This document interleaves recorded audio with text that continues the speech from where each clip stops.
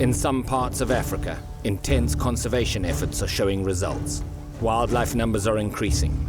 But with this increase, so they draw the attention of the most formidable predator on the planet. Man.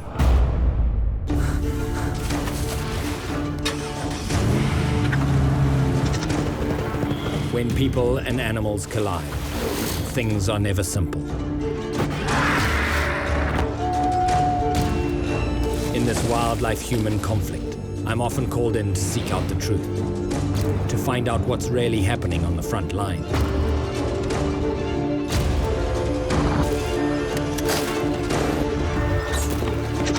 My name is Ivan Carter, hunter, conservationist, and wildlife investigator.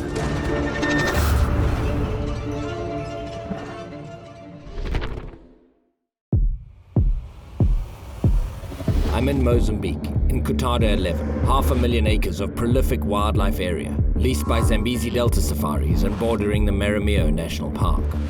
And in spite of exceptional anti-poaching efforts, meat poaching gangs continue to operate in the area.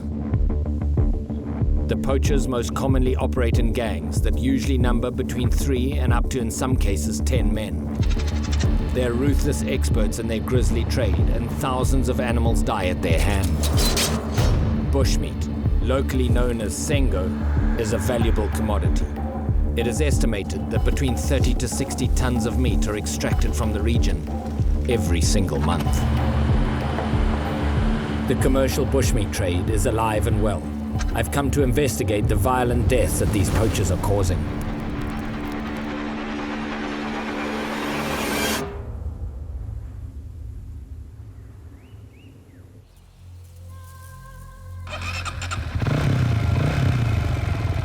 For the past few weeks, I've been on the trail of a particularly elusive gang.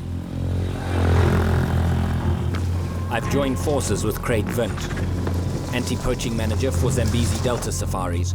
Craig runs a comprehensive team of men, and he's called for me to see what he has found. At 1.5 million acres, much of the area is completely inaccessible by road. To gain access, the team use off-road motorcycles to follow the game trails and footpaths that crisscross the area in a complicated maze.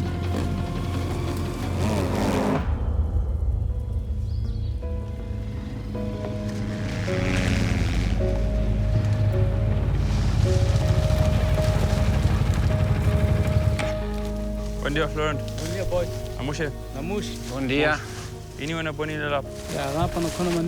Florindo, one of Craig's team leaders, explains that he's made a terrible discovery nearby. I wonder if it could be the work of the gang that I'm after. Big problem, eh? They found a place where this gang has been. They've been there for a fair amount of time. What's obviously happened is it would sound like they've left a couple of days before. Further than that, I'm not sure. We've just got to go and have a look, but the description sounds pretty graphic.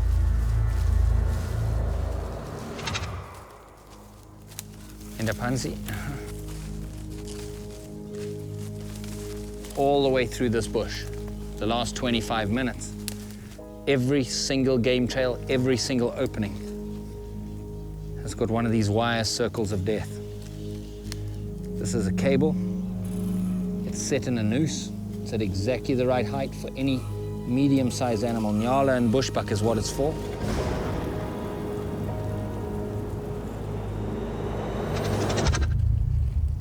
And all that'll happen is that animal will walk through, it'll feel the wire, it'll leap, and that wire will tighten around its neck.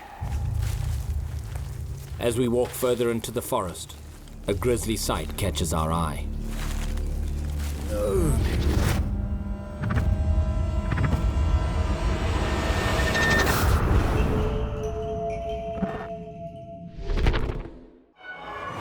My name is Ivan Carter.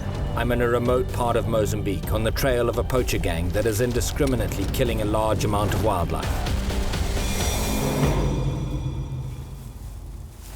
No.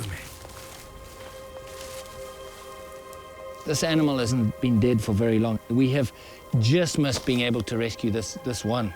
I mean, this beautiful Nyala female has died for nothing. If there's any consolation, her struggles tighten this wire cable around her neck. The neck has bled a little bit. Her tongue's come out.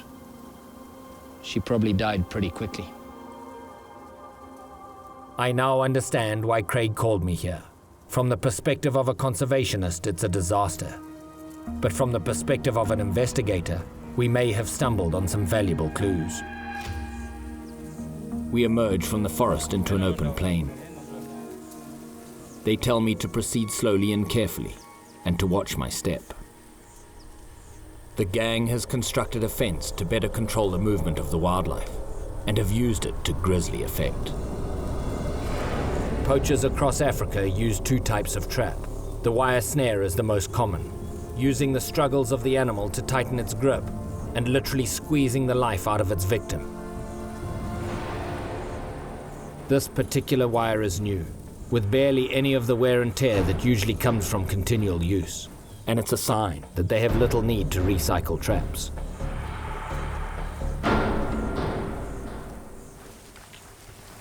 What he's telling me is that there's a gin trap here. These traps are devastating to an unsuspecting animal, breaking or even severing a limb. Locally known as atwera, closing with a force of several hundred pounds per square inch. These traps are designed to slam shut and crush whatever's between their jaws. The trap is set and very carefully camouflaged, making it almost invisible as it sits and waits, awaiting the next unsuspecting victim. What the poachers have done is they've come into this clearing, they've burnt it 3 or 4 months ago. Now with the fresh green grass, there's all these game trails coming in here. I mean, there's 6 or 7 species of game that would frequent this, and in the evenings the animals would come out, and so every single game trail has either got a snare or a trap.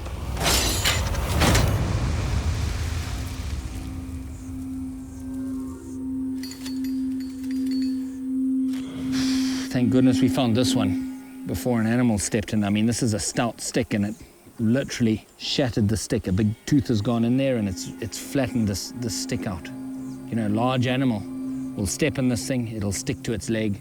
It's a big, heavy trap. This thing probably weighs, 30 pounds, 40 pounds.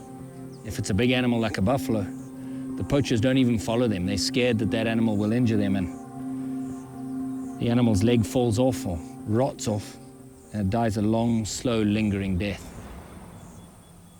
No wildlife deserves this. The most devastating thing is the unchecked traps. Continuing to kill and maim, and yet left unattended, the wildlife that dies is totally wasted. While we continue to disarm traps in the area, Florindo comes by and informs that the team has made a vital discovery in their investigation. They found the poacher's campsite.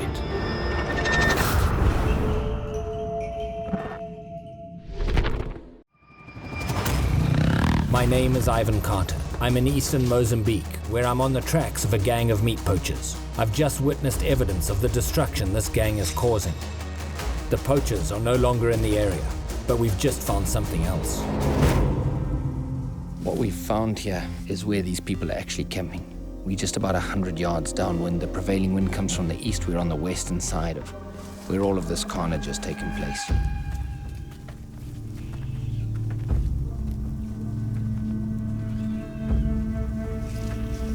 It's truly dark in here. Without this path leading in, there'd be no way you'd identify these people that are staying here.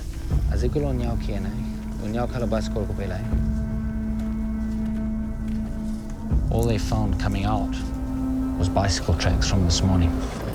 Bicycles are an affordable and effective means of transport in an area like this. Easily able to traverse the game trails and footpaths, the gangs use this mode of travel to ferry traps and meat. Though they normally travel under the cover of darkness, they can become complacent and sometimes even travel by day.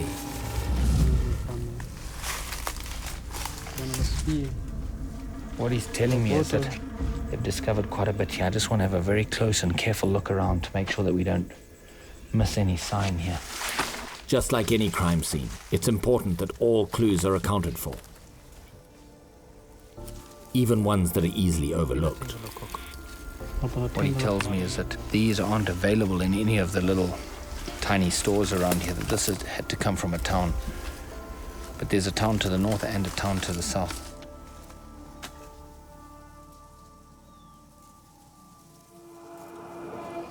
This is a reedbuck ram.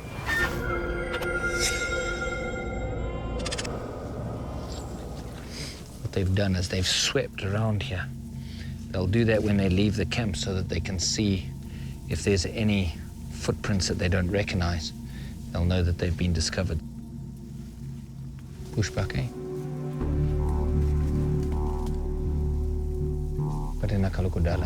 So bushbuck ram. They've been using this camp for a long time. You wouldn't find this kind of thing here if this was a new camp. The size and age of the camp tells me that these are not subsistence poachers desperate for meat. These are commercial poachers, making money from their trade, and this is a sizable operation. You know, one of the greatest indicators of poachers in an area like this are vultures. And so very often to stop the vultures from coming, what they'll do is they'll bring the whole animal in here. What we've got here is a couple of poles that they would have used to carry the animals in here. 2 legs tied there, 2 legs tied there and slung over the shoulder. They will simply kill and process the meat until they have enough for a load into town, leaving their traps set, often only to return several days later when much of what's caught is totally wasted. Big, heavy stabbing spear. These guys have got pretty arrogant. I think they've been here for a long time. You can tell from the skulls they've been here for probably a few months. That's a bit of horn there on this end. You can see the ridges of the horn. What they'll do if they come across an animal in a trap, they'll actually take this and just stab the animal to death. You can see it's got a very heavy, it's about the size of a broomstick. Nothing designed to be particularly humane, just designed to get things done. They've also left a water container. As beaten up as that may look to a Westerner, that's a treasure in the third world where it can be dry and thirsty. So a lot of sign of wealth here. Liquor, sodas, other bits and pieces that would indicate that these guys are a little bit arrogant. A lot of indicators that they're going to be back as well. And when they come back, we're going to have a little surprise for them.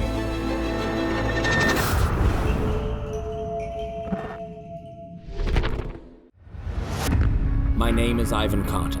I'm in eastern Mozambique on the trail of a gang of meat poachers. The local anti-poaching unit discovered a fresh poaching incident, and we've located one of the gang's camps. The valuable items they've left, as well as the traps, indicate that the poachers will be back. But there's no way to know how soon that might be. We'll be very careful to wipe out all of our footprints before we leave.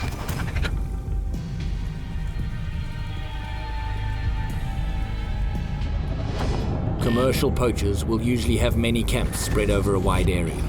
They'll bring back meat to sell in the local markets, and then head back to their campsites to restock on their illegal goods. There's no way to know exactly where or exactly when the poachers will show up. Time, as always, is the enemy. While Craig and his team continue to search the area for more camps, I head to a small village nearby.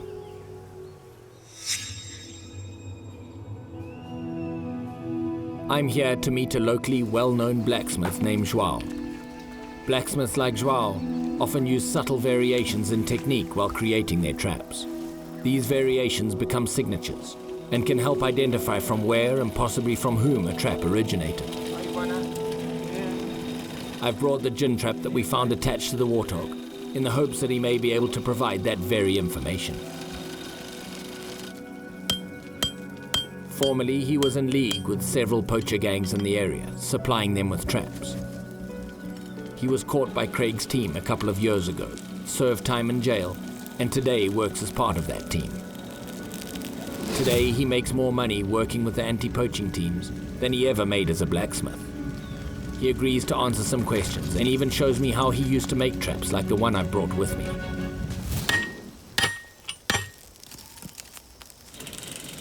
Wena bonili fanigaso, wena is kubani nenza. He says he doesn't really recognize a trap made by somebody else, but he does know that it's not his. So lo ipi ena pumili lo trap wena boganezolo. He said it's caught many animals. He can see that the teeth are bent and they've been fixed many times. He said he's seen many traps like this come from the north. To the north. He tells me that as a blacksmith, this is where you need to travel to make money. A trap like this can fetch about 500 metacash, or around 15 US dollars. With 15 US dollars, a blacksmith in this area can support themselves and their families for over 2 weeks. That's a significant income. There is only one town north of us here. This needs to be my next port of call.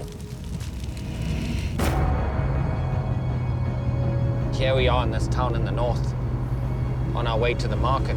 To try and identify where the meat is going to is probably going to be a good way to see how these poachers are getting resupplied, where they're getting their traps, their wire. It's a pretty industrial town. There's a sugar mill here. That means there's lots of jobs. Where there's lots of jobs, there's lots of people earning a living, which is good from one perspective. It takes them off the breadline and eliminates the subsistence poaching. The other perspective, there's more people with money in their pockets who can afford to buy meat.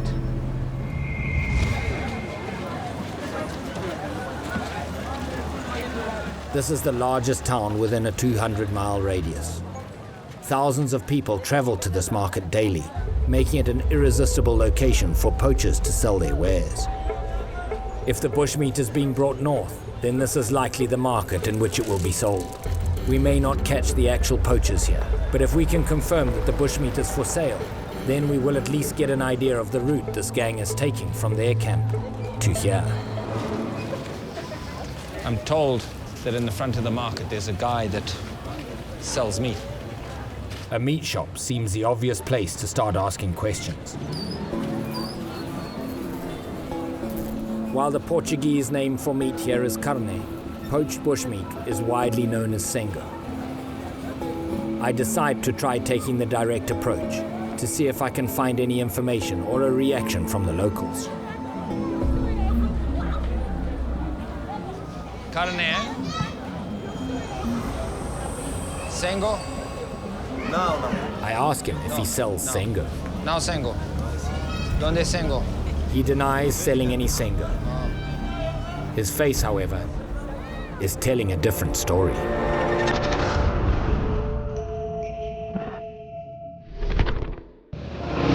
My name is Ivan Carter. I'm in a remote area in the east of Mozambique, on the tracks of a gang of bushmeat poachers. Following the grisly discovery of a poaching incident, I've left the local anti-poaching team to continue searching for more incidents, while I travel north to a town where I hope to find some clues.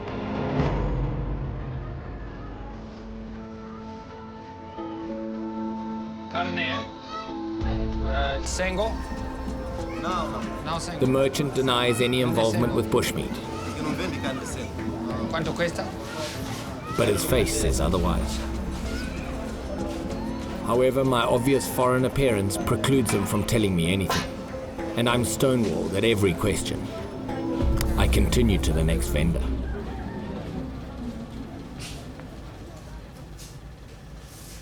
Cabrito, eh? ¿Cuánto cuesta? What the man tells me is that they only sell pork, goat, and No cow. sengo. Sengo não ¿Dónde vende, sengo? Sengo não vende no mercado. No vendo aquí, eh? All they sell here is domestic fare. No bushmeat. I can't help but feel like they're telling me what I want to hear. Joao the blacksmith was quite confident that the poachers would operate here. Surely somebody knows something. Word travels fast in Africa, particularly in a busy marketplace. Within minutes of my first question, I'm sure almost everybody knows why I'm here. Perhaps if I continue asking, eventually word will reach someone that will help me. ¿Dónde vende la sengo? Sengo? No. I feel sure that bushmeat is for sale in this market, but just not for sale to me. It seems I'm at a dead end. Bom dia. Bom dia, senhor. No vende aquí, eh? Sim. ¿Dónde vende la sengo? Sengo. Sengo, Hugo. Sengo ali à frente. La frente. Finally, some information. ¿Dónde? This man claims to know someone in possession of bushmeat and directs me to another area of the market. We don't travel far before his colleague finds us. And he leads me behind the main street and into a narrow alleyway.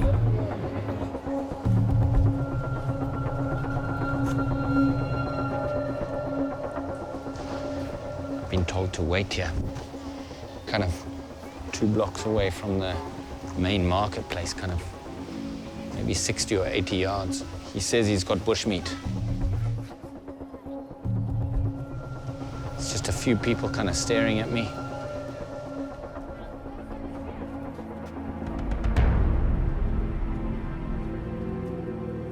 I've been here for about 15 minutes now.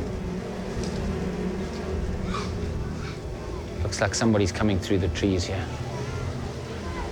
Certainly looks like he's got a bag of meat.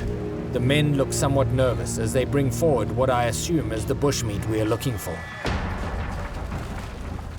At first, they are more worried about foot traffic than the camera's presence. But after a moment, that suddenly changes. Mina ifuna camera. No camera. No camera? Mina ifuna camera. No camera.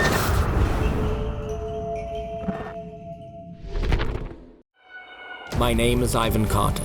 Following the grisly discovery of a poaching incident in eastern Mozambique, I tracked the poaching gang to a town to the north, where I've found 2 men selling poached meat. I quickly discovered that these men, in fact, are not poachers or even traders. They bought the bushmeat for their own use and offer it to me at a profit. I agree not to reveal him to the authorities in return for what I could learn from him. Let's just switch off. If you guys can back off, let me just have a chat with them, see if I can find something out. Sorry, guys.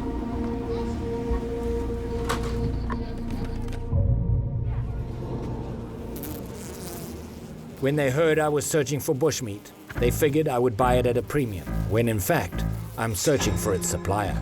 They told me that the men who sold him the meat would soon return with more. What we saw was just a small percentage. He received that consignment of meat 2.5 days ago. That lines up exactly when we know that this gang left our area. He said he's got some orders, whatever that means. And he said that they're due to deliver on that order in 8 days' time.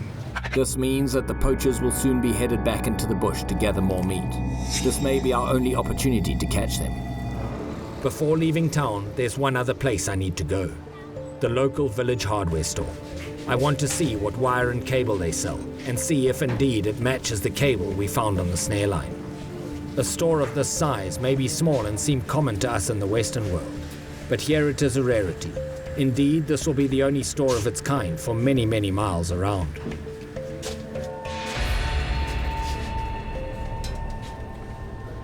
This is what I've been looking for. It's hard to imagine that the small, seemingly innocuous wire can, in the wrong hands, cause such death and destruction. This is exactly what we found along that snare line, exactly the same stuff. And you know, looking at this, looking at the size of this town, this is the only place you can buy that, which would suggest that these guys are buying their raw materials in this very shop and then moving down.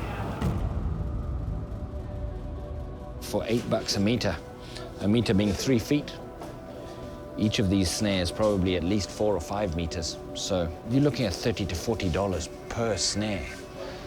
That's not small time. In this part of the world, that's a giant amount of money. And you see the cost of the meat. They must be selling a lot of it to be able to afford this nice new cable. It would appear that this store is unwittingly supporting the needs of this gang. I've confirmed that bushmeat is indeed being ferried north and sold here in this town. I've also confirmed that the poachers are using this area to restock on wire and other supplies. But where does this leave the investigation? Our mission began with the discovery of a gruesome and illegal commercial poaching operation in eastern Mozambique that is devastating the local wildlife.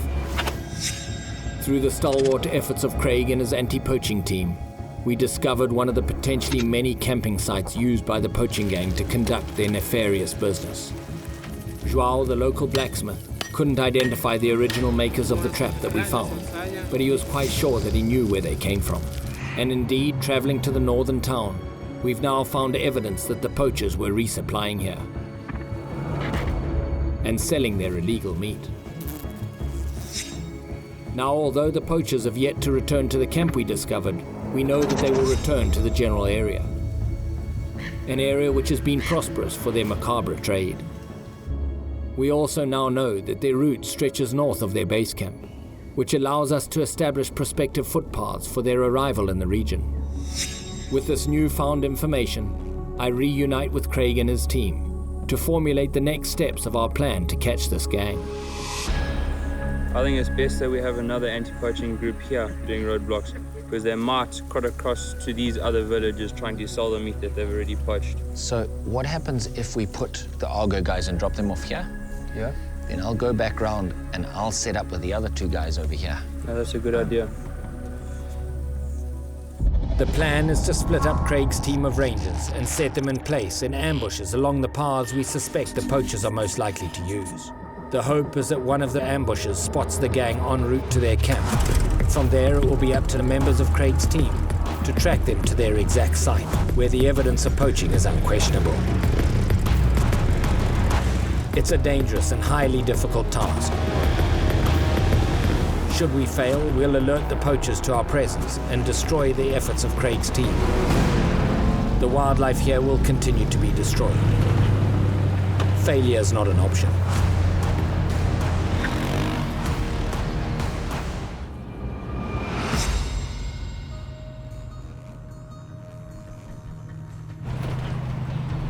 There's a very well-known footpath coming in from the east here where we're going to set these guys up on ambush.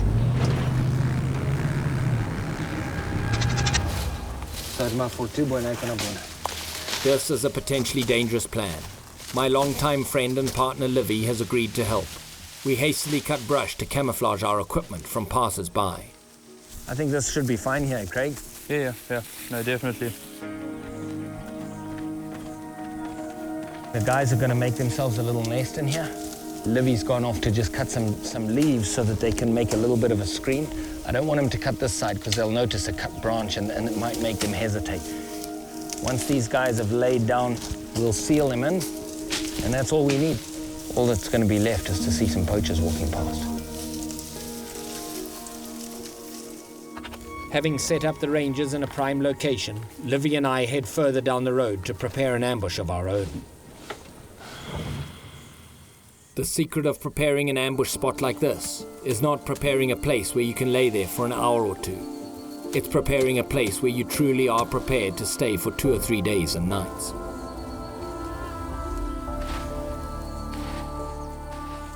The path we're watching is used by everyone in the surrounding villages, not only poachers.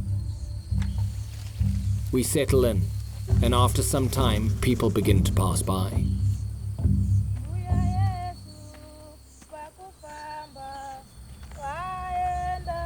We look for any evidence of poaching activity. Traps, empty meat bags, loops of wire.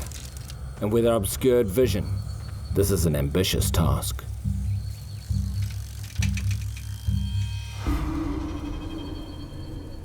Livy and I wait in silence as night falls.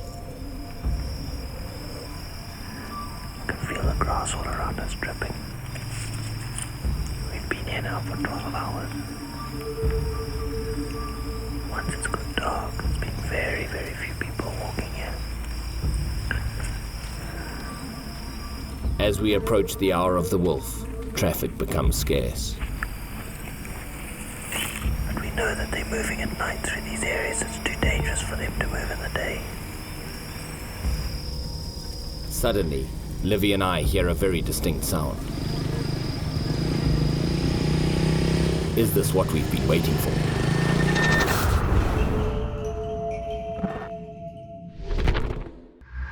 My name is Ivan Carter. I'm in eastern Mozambique in Zambezi Delta Safaris area, where we're on the trail of a group of commercial meat poachers. Having sat for a full 24 hours watching a pathway thought to be used by the poachers, Livy and I are approaching the end of our watch. Once it's got dark, there's been very, very few people walking here.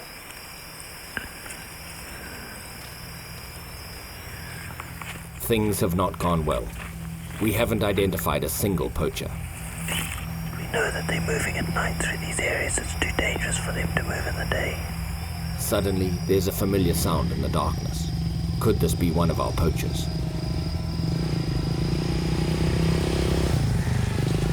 We see no sign of wires on the back of the motorcycle, and we end our watch empty-handed.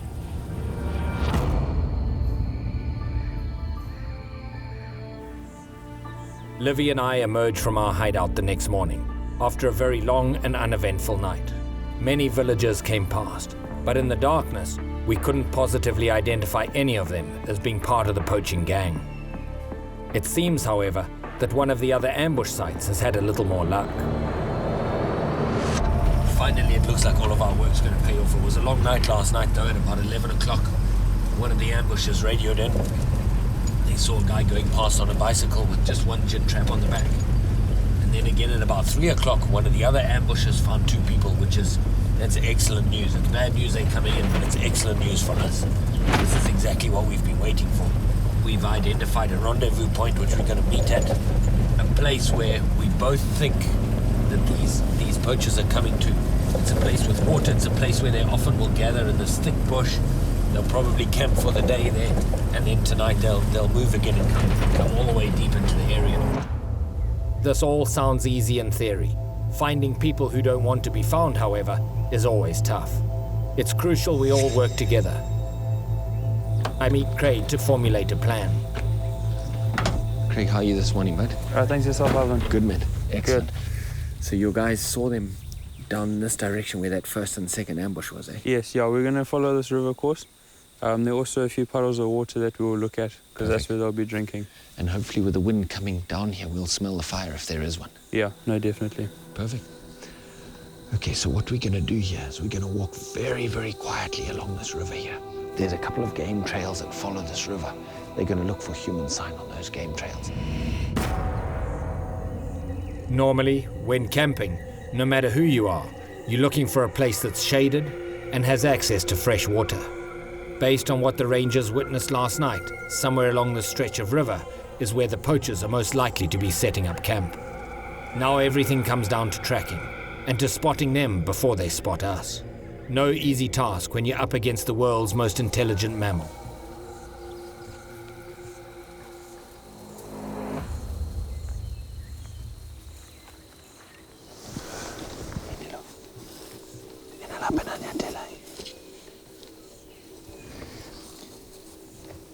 This is where there's a lot of dew on the grass. You can see how somebody's shoe has walked on the dew and then stuck the soil onto the top of this leaf.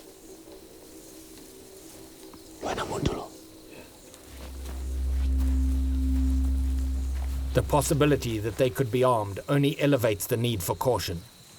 In this case, the hunter could easily become the hunted. It's the most dangerous game there is.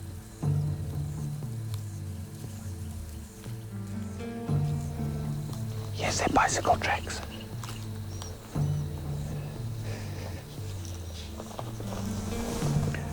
These mongoose tracks here have been trodden on by the bicycle tracks. The mongooses are nocturnal, which suggests that the bicycle tracks are from very early this morning. With these fresh tracks, the evidence is clear. We're getting close.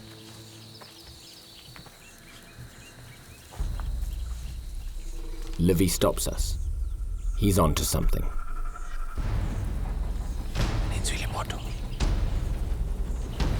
Livy says he can smell fire.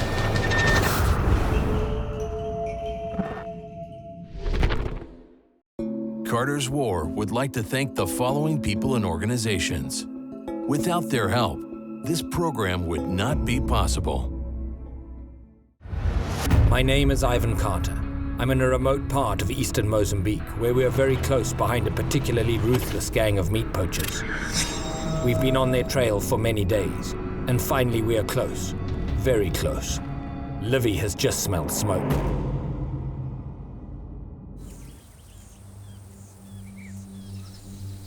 They've got no idea we're here. They're talking normally. Let me sneak in through here. I'm gonna find a way and get around them a little bit. so then you can rush them. I'll be on the other side, and hopefully the chopper's on standby. We can call him as you're ready. Just radio him and tell him to start coming. It's easy to lose someone when the trap is sprung. The owner of Zambezi Delta Safaris, Mark Haldane, has been called in and is on standby with his helicopter, waiting for our call. With everyone clear on the plan, we split up and begin our approach.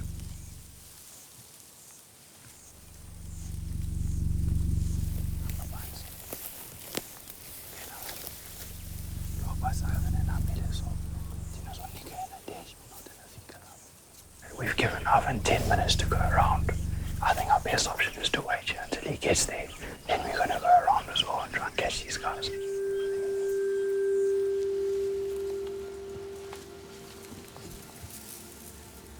These guys got no idea.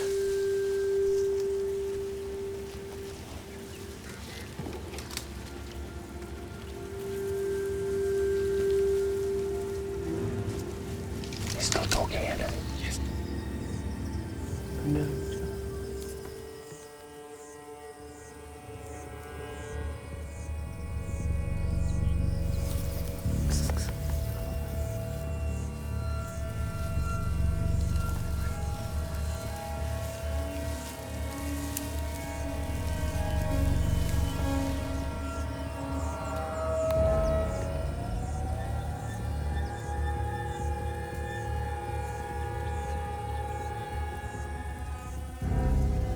I've sent Livy back. He's gonna go and catch up with Craig. When Craig starts moving in, he's gonna radio for the helicopter, which hopefully will be what we need.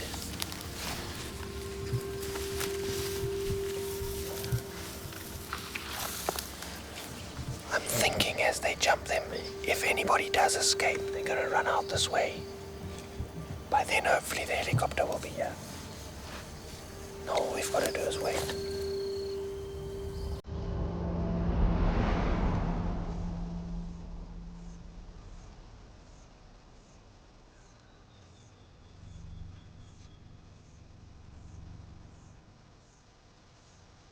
Livy, go down.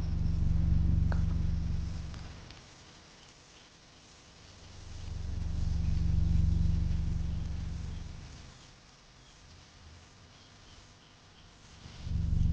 Is Oven in this position? Okay, I think let's start easing around the side. Okay.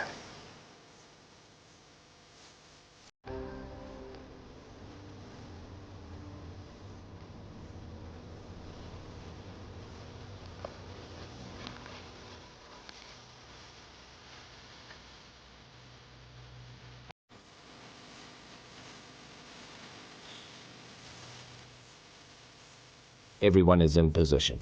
It's time to call in the air support. We signal the pilot and prepare ourselves.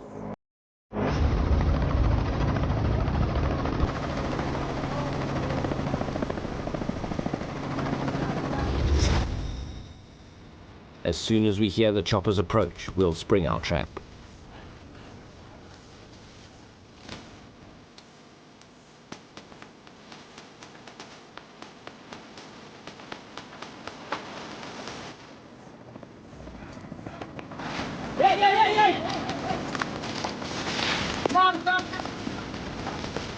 I'm a back one.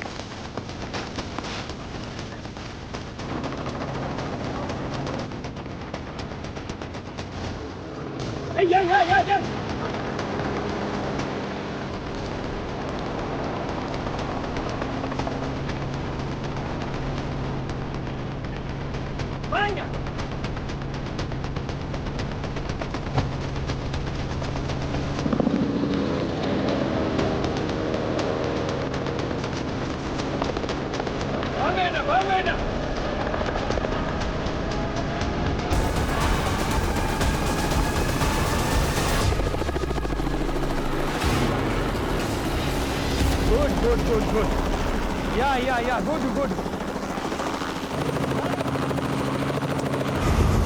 That was good, eh? Hey, well done, man. Well done. That's awesome. You were right on time, and we got the other two in there. You get the other two inside too. Brilliant.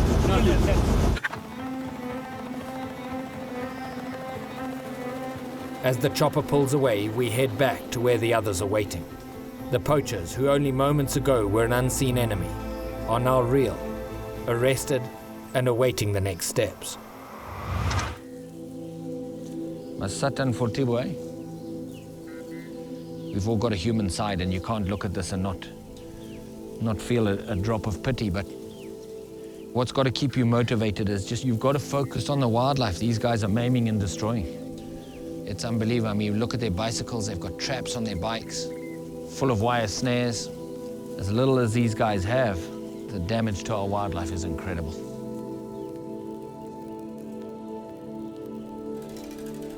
The chase is over. These men will now be tried in a court of law and will face jail time if found guilty.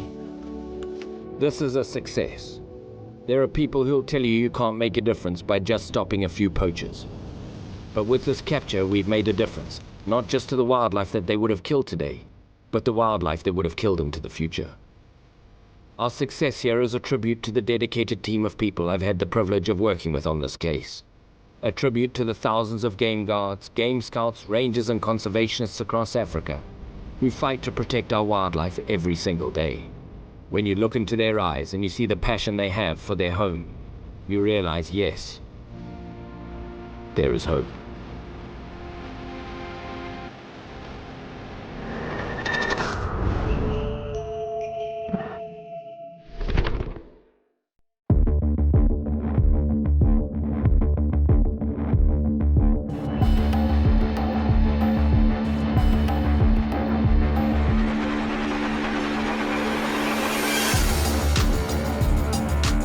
If you would like to learn more about this episode, or if you'd like to support these people on the front line, please go to carterswar.com.